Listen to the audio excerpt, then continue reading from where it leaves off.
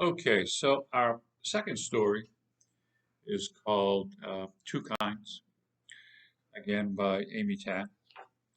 And this is part of the movie The Joy of Luck Club, which is 14 stories.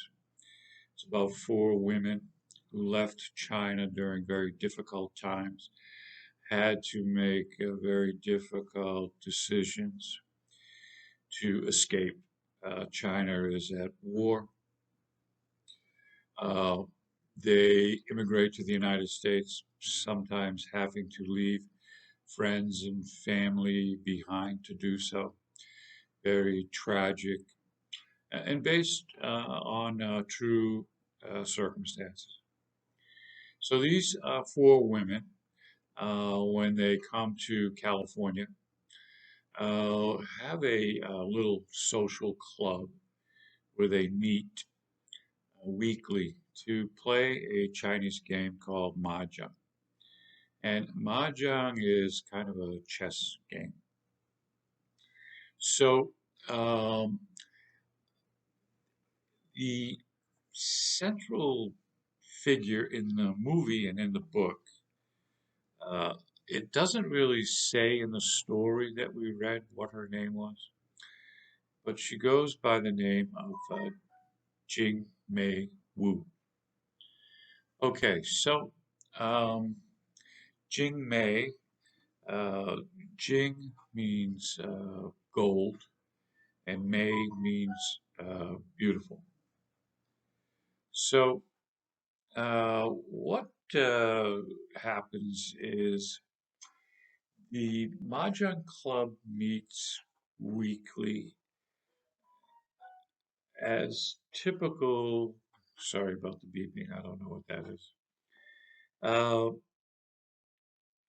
During the Mahjong game, the women always brag about their children. They each have a daughter about the same age. The daughters were born in America, kind of harkening back to our Fish Cheeks Amy Tan situation, trying to assimilate into a new culture. And it traces their lives uh, and compares it to their mothers' lives in China. So the girls actually have it on easy street compared to what their mothers had to go through in China growing up and escaping to the United States. And they all have dreams for their kids. And Jigme Wu's mother wants to find something special that Jingmei can do. She believes in the American dream that you can, if you work really hard, you can have whatever you want. Uh, she tries many different situations to try to bring out the genius in Jing-mei. Jing-mei is not having any part of this whatsoever. She doesn't care. She doesn't think she's a genius. She has no self-confidence. So, in the backdrop of the story, another one of the women, Auntie Lito, has a daughter named Waverly. And Waverly has become a chess champion. And Auntie Lindo is always bragging about the new trophy that Waverly has just brought home. And so all these women are always trying to outdo each other with what their kids are doing. Kind of a typical mother to mother type of deal, bragging about their kids. So uh, Mrs. Wu tries to find whatever Jing-mei's talents are. She's watching TV and she talks about a famous American young girl actress called Shirley Temple. And she thinks maybe Jing-mei could be the next Shirley Temple. So she takes her to a um, hair salon, not a typical hair salon, but a school hair salon where trainees learn the art of hairdressing. And it's usually very cheap to get your hair cut. So Shirley Temple is known for her curly hair, and they try it out, and it's a total disaster. So they have to cut all the hair that they just curled, and now Jing-mei looks like Peter Pan. Uh, it'll grow back. So that doesn't work out too well.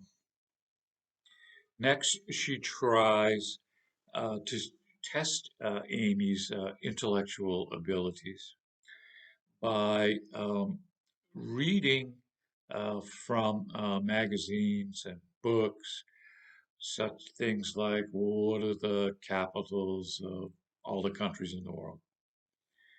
And Jing-mei fails terribly. She's absolutely not interested. She's described as listening to the foghorn bellow from miles away rather than listening to her mother. Um, she finally, her mother finally comes up with the idea that she can learn to play the piano. So the mother works hard cleaning houses, and she offers the older gentleman downstairs, a retired piano teacher, housekeeping in exchange for piano lessons. Now, he is, his name is Mr. Zhang, and he is deaf, which is not really good if you're a piano teacher, and he's going blind. But somehow he's able to teach Jing-mei the basics. She is playing games with him while they practice, intentionally hitting wrong notes, uh, doing everything she can to disrupt the lesson. And she does have to practice every day. I think it's around 4 o'clock, 4 to 6. She's supposed to be practicing her piano lessons. Okay, so um, Mr. Chung uh, comes over weekly, gives his lesson, and he thinks that Jing-mei is doing fine. And they decide to um, enter her into a local talent show to play the piano. And the piece of music that she is going to play at her recital is called a Pleading Child. Um, Somehow they get her a piano to practice on through the mother's housekeeping duties. And the uh, talent show is in a couple of weeks. Amy kind of half-heartedly practices for it. Not really. she's kind of thinking that she may have some ability in playing the piano. So they go through the talent show, and it's finally Jing-mei's turn, and she's dressed really nice, and she wants to really do the curtsy part well. And she comes up to the piano and she starts playing, and everything sounds good until she hits a wrong note. And once she hears that wrong note, her confidence falls apart. It's one wrong note after another wrong note. Timing is off. It's a complete disaster. Everyone in the audience hears it. There's no hiding the fact that she has really messed up big time. Everyone applauds. Mr. Chung, thinking she did a great job, stands up, yells, "Bravo, bravo." Everybody laughs. It was anything but bravo. Okay, so she talks again about her reflection, and she her time goes by.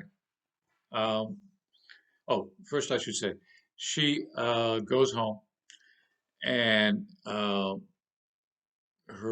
she kind of argues with her mother the next day about practicing the piano. She figures she's done such a terrible job at the recital that piano lessons are done. I'll never have to do this again. So she gets into an argument with her mother, and the argument turns ugly very quickly. So, quick backdrop to the story. Her mother, when she left China, had two kids by her previous marriage in China, young babies. She's carrying them while she's escaping to get out of there. She has to leave them behind. So the kids are all wrapped up in baby clothes. And she leaves them by a big tree, giving them up for dead, but hoping, hoping that someone picked them up and took care of them after she escapes. But she thinks that she's left them behind and they've died. Huge guilt burden for her.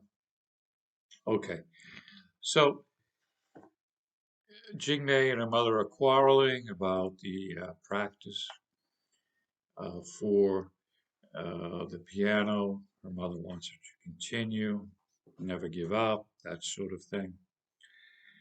So Jing-mei shocks her mother by saying the most hateful thing she can summon up. And she says this: I wish I'd never been born. I wish I were dead like them. At the mention of the twin daughters in China that she was forced to abandon years ago, Mrs. Wu suddenly retreats and never mentions the piano again. As a result, Jing-mei is shocked when her mother offers her the piano as her 30th birthday present. So at the end of the argument, her mother locks herself in her bedroom, doesn't come out for a day or two. No more piano, no more practice, closes it up, never mentions piano again. And Jing-mei is surprised. Years go by, probably about 15 years go by, and before her mother dies, she offers Jing-mei the piano as a gift for her 30th birthday present. But she doesn't take it right away. She leaves it in the house.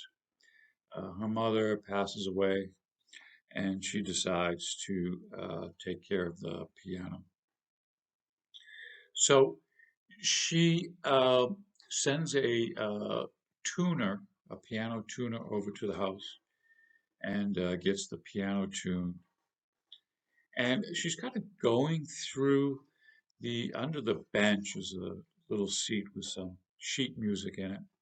She's going through that, and she sees the songs that she was practicing way back 15 years ago.